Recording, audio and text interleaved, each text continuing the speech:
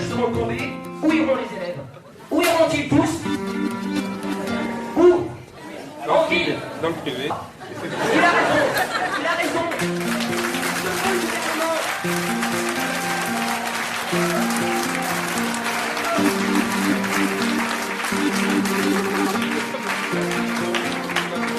Premier train, c'est 50 km, Pont d'Or. Et bientôt plus d'hôpital.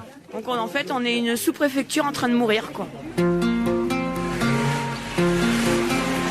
Nous avons perdu notre maternité, nos soins intensifs, notre bloc opératoire. Mais les choses se font très cachées. Et là, depuis quelque temps, c'est quand même un rouleau compresseur qui a attaqué le service public dans sa globalité. Comme il y a beaucoup d'enfants qui vont rentrer en 6e dans 2 ans, ils parlent de la fermer aussi, notre école. Donc plus d'école, plus de boulangerie, plus rien. Et c'est notre raison d'être, c'est notre raison de vivre, parce qu'il est bien évident que si on porte un coup au service public chez nous, c'est la vie qui s'en va. C'est vraiment la vie qui s'en va. C'est-à-dire, c'est l'impossibilité de rester une terre d'accueil. Espérons bien qu'on maintiendra notre poste de vivrogue.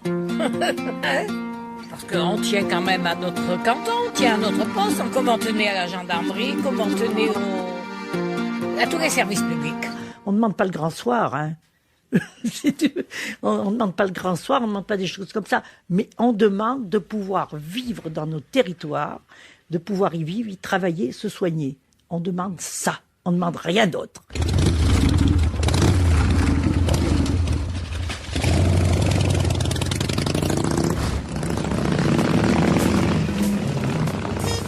Salut, c'est Daniel Mermet, c'est là-bas si j'y suis, avec Charlotte Perry. L'État démantelé, une révolution silencieuse. Flight number 2, arriving from New York.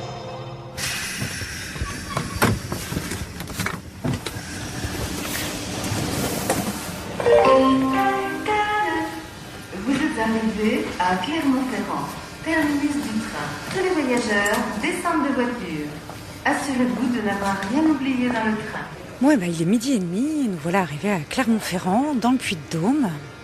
On a fait 3h30 de train pour arriver jusqu'ici. Mais Clermont, ça n'est pas notre destination finale. Nous, on va à Ambert, à une centaine de kilomètres de Clermont. C'est l'une des 4 sous-préfectures du Puy-de-Dôme. Et si on va là-bas, c'est parce qu'une auditrice, Michel, nous a laissé, voilà quelques jours, un message sur le répondeur, nous alertant d'une série de disparitions qui ont lieu sur le territoire d'Ambert et dans la vallée. Alors on s'est dit qu'on allait aller enquêter sur ces disparitions étranges qui ont lieu depuis environ 3 ans, nous a-t-elle dit. Et pour cela, le mieux c'est de nous rendre à Ambert.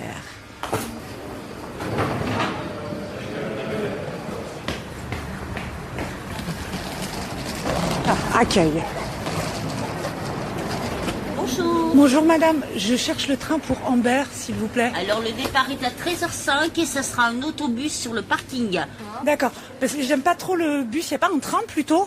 D'accord. Malheureusement pour Ambert, non. Alors attendez, on va regarder. Ok. Malheureusement, vous aurez toujours une partie en bus à effectuer. Il n'y a pas de train à Ambert, il n'y a pas de gare? Non. C'est une grande ville quand même, Ambert, non? Oui, peut-être, mais il n'y a pas de train. Voilà, ah bon, parce que j'ai vu des photos de la gare, moi, en regardant sur le site touristique. Ah oui, très jolie gare, mais qui est desservie par des bus. Ah. pas en train. Ah d'accord, bon. Merci madame. Bonne journée, au revoir. Bon on va y aller en bus. Hop.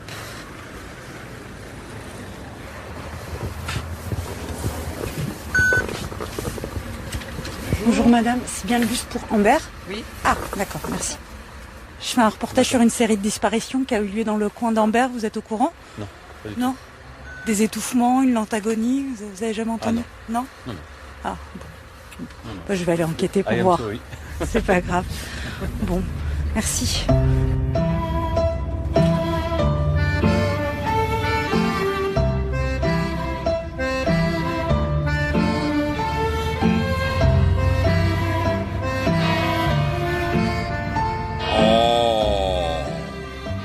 Les montagnes, l'Auvergne, la fourme d'Ambert, la forêt.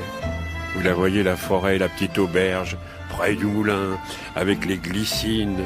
Oh, les platanes, la pétanque, le petit train là-bas, le petit train découverte, avec mamie bronzée et papy en velours côtelé. Oh, oh, oh.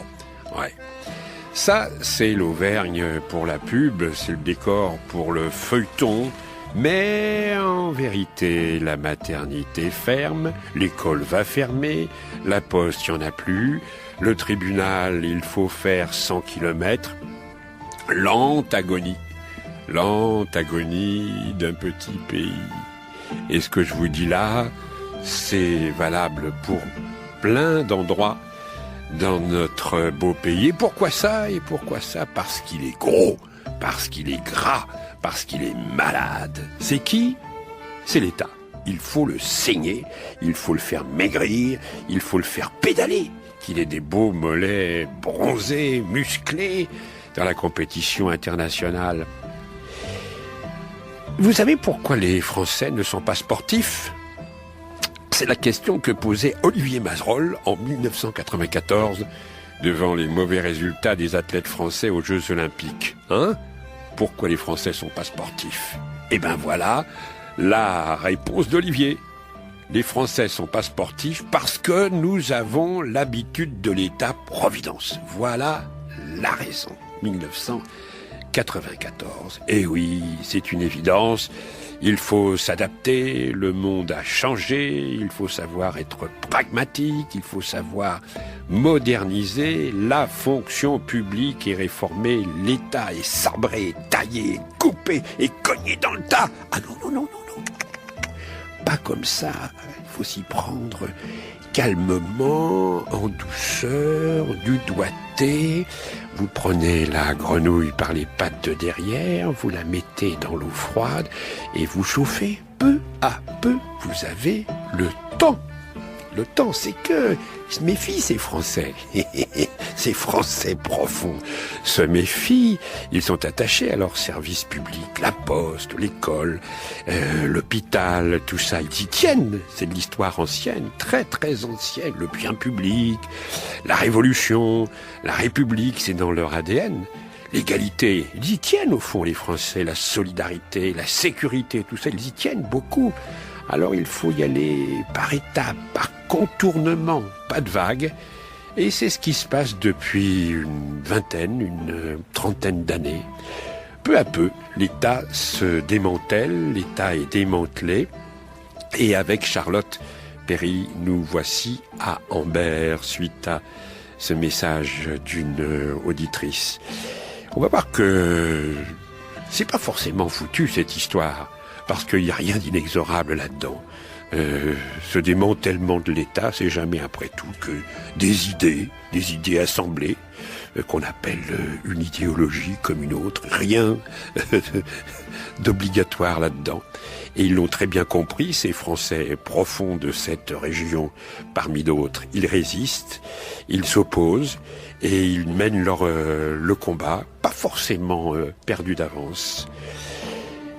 C'est avec eux qu'on va se balader au cours de cette heure. Et puis avec cette petite phrase comme une petite gâterie avant de démarrer.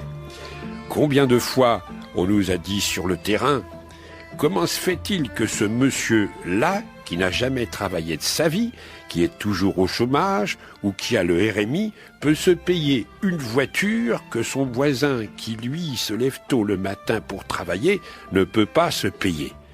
Vous avez reconnu la prose de Nicolas Sarkozy. C'est jusqu'à 16h, c'est là-bas si j'y suis. Dédicacé à tous ceux qui viennent des petits patelins.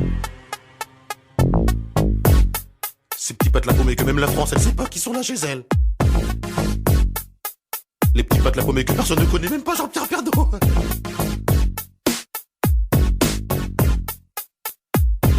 Je m'appelle Camini, je viens pas de la Tessie, je viens d'un petit village qui s'appelle le Marly-Gaumont.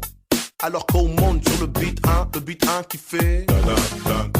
À Marly-Gaumont, y a pas de béton, 65 ans la moyenne d'âge dans les environs. Un terrain de tennis, un terrain de basket. 3 jeunes dans le village, donc pour jouer c'est pas chouette. Je viens d'un village paumé dans l'Aisne, en Picardie, facilement. 95% de vaches, 5% d'habitants. Et je viens pas de la cité, mais le beat est bon. Je viens pas de Paname, mais de Marly-Gaumont. Y a pas de bitume là-bas, c'est que des pâtures, mais cela n'empêche que j'ai croisé pas mal d'ordures. Dans les petits patelins, faut pas être cardiaque à ouais, sinon t'es mal. Faut traverser ma village en tout 50 bornes pour trouver un hôpital. Que dalle, là-bas y a rien, c'est des pâtures. Des fois y a un match de foot le dimanche. Le stade c'est une pâture sur lesquelles les lignes sont tracées, les buts sont montés et les filets. Et dans l'équipe du coin y a toujours un mec qui se fait surnommer Kéké. Allez Kéké, allez Kéké. Si c'est pas Kéké, dans l'équipe d'en face y a toujours un mec qui s'appelle Biquet. Une journée type dans le coin, le facteur, un tracteur et un rien.